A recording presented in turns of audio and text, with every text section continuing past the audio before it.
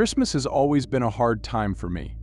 Childhood memories of bickering relatives, drunken tirades, and hostile dinner conversations made me wince at the mere mention of the holiday. In the Christmas of 1989, I broke my collarbone on my new toboggan. In the Christmas of 1997, my brother drove the family car into a lamppost. And in the Christmas of 2000, my grandmother set the kitchen ablaze while attempting to cook a turkey. But it wasn't until the Christmas of 2008 that a real tragedy occurred. Jennifer and I met in the fall of 2002, engaged in the winter of 2004, and married in the summer of 2006. She gave birth to our son, Noah, in the spring of 2008. This was our first Christmas together as a family.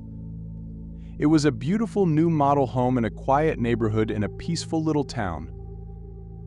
It was just a few days before Christmas when he broke in. I was staying late at the office before locking up for the holidays. He didn't take anything. He didn't move a single thing out of place. He just walked upstairs and went after her. The police called it the most senseless and animalistic act they had ever seen. And somehow with her blood painting the walls, they still never managed to find the monster who did it. And I would never know why it happened. This year was going to be a new start for us. Despite the Scrooge-like demeanor I developed every year at this time, Noah loved Christmas. At almost 8 years old, he didn't have much to say, but everything he did say had to do with stories of Santa, elves, and reindeer.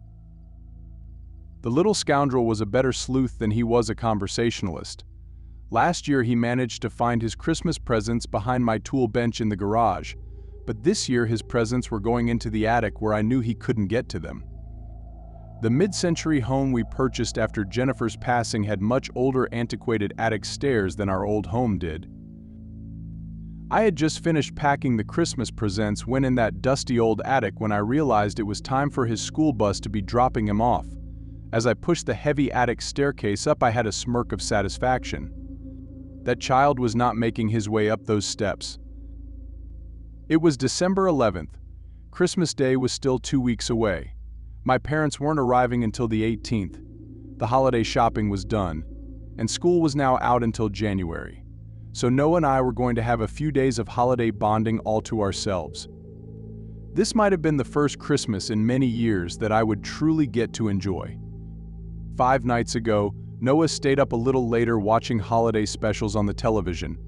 He went to sleep around 8:30 and I went to bed shortly thereafter. It wasn't until 11 o'clock when I first heard those light footsteps scattering across the hall. I suddenly became alert as the footsteps stopped at my door. I sat up as the door slowly began to creak open. It was Noah. I was put at ease at the sight of him, but I was a little alarmed that he was up this late. He never stayed up past 9 o'clock, let alone wandered over to my room at this time. "Noah, what are you doing out of bed this late?" "Dad, do you believe in Santa Claus?"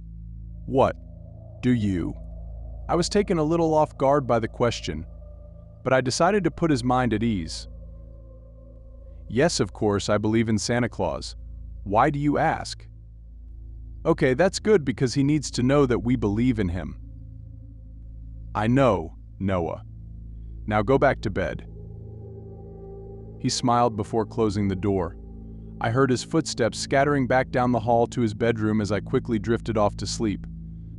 4 nights ago, Noah and I were making Christmas cards for the relatives who would be arriving in the following days. We had construction paper, glitter, scissors, and glue. It was quite a messy scene, but I thought he deserved to have a little fun on his first day of vacation. After finishing up the cards, I began to gather them all up and look them over with Noah. "There's one for Grandpa and Grandma and one for Uncle John and..." I paused at the sight of a card addressed to no one in the family. "Who is this card for, Noah?" "It's for Santa Claus. He would be really happy if we made him a card, too." I smirked at Noah's thoughtfulness and added it to the pile. Later that night I was awoken by a crashing noise. Suddenly I heard the footsteps sputtering towards my room again with more urgency. "Noah, this is the second night in a row. You still believe in Santa, right?" "Yes. I already told you that yesterday." "Okay, I don't think Santa knows that." but thanks. Noah, what was that crashing noise I just heard? Noah shrugged his shoulders in ignorance and scurried back to his bedroom. I was too tired to argue with him. I was probably just imagining it. I drifted back to sleep. 3 nights ago, I was sitting in front of the television watching a football game while Noah was drawing with his crayons beside me. During breaks, I became increasingly curious as to what he was drawing. When he left the room, I picked it up and realized it wasn't a drawing. It was a list. Hey Noah, is this your list to Santa Claus? Yeah, Santa told me I have to write him one. Do you think you can mail it to him in time? No, I can just leave it here, and he knows what I want because he's magic. I nodded at his flawless logic and handed it back to him. Later that night, I heard the scurrying of footsteps across the hall again. I was growing impatient with Noah's sleep cycle, but I was still awake reading at this time anyway. But he didn't come into my room that night. He just stood in front of the door for a moment and ran back to his room. 2 nights ago, I decided to sit down with Noah and ask him about his late-night wandering. He suddenly became nervous when asked, but he finally uttered that he was waiting for Santa to come with his sleigh and reindeer. I couldn't help but smile at this. Santa won't be coming until Christmas though, Noah. We've got a few more days to wait. He seemingly brushed my statement off and made an odd request.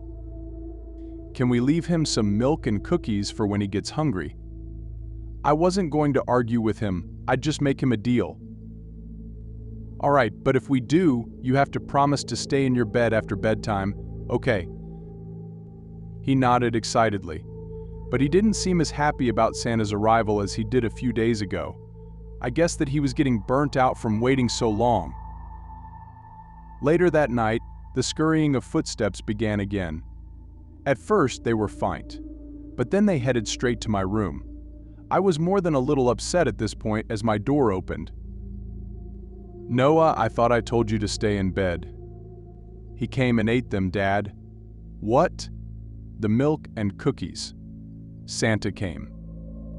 I marched downstairs and had to admit I was surprised to see the milk and cookies gone. But this wasn't a difficult trick to pull off either.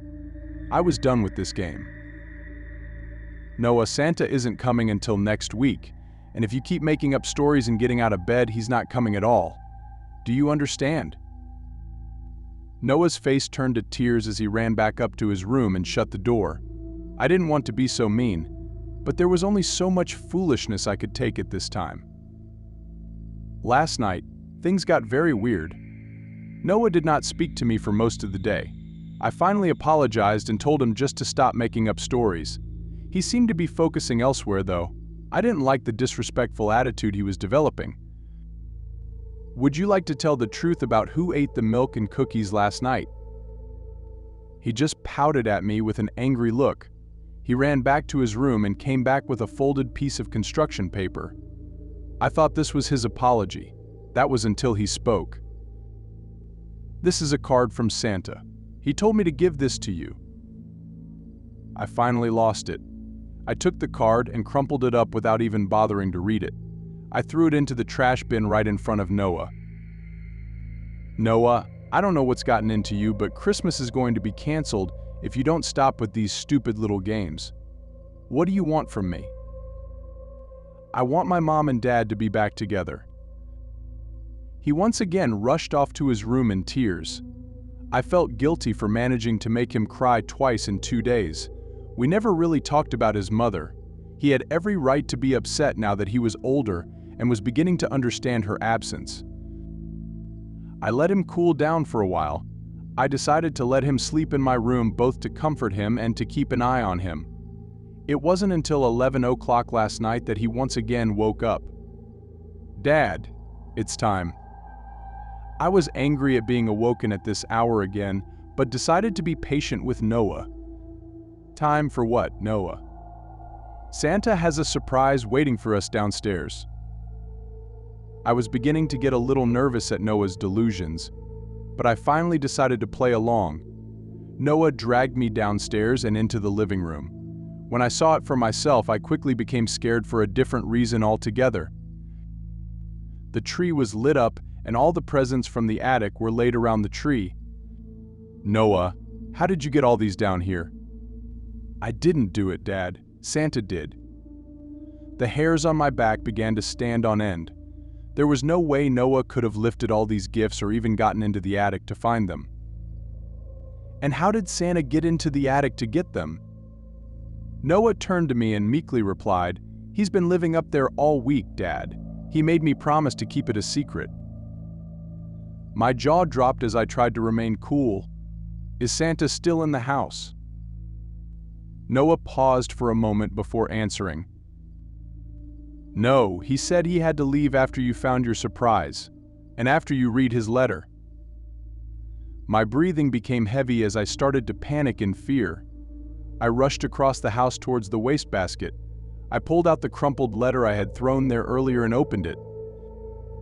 The front of the card was written in eloquent handwriting. "All you want for Christmas." I slowly opened the inside of the letter. I almost burst into tears at the sight of it. It was a picture of Jennifer and me, taken days before her death. Written in blood across the picture was, "Together again, soon." My hands were shaking. I couldn't even move. He was back, and he was going to finish what he started. On the back of the card, there was no blood. There was no ominous message. Just one simple little line. "Ho, ho, ho."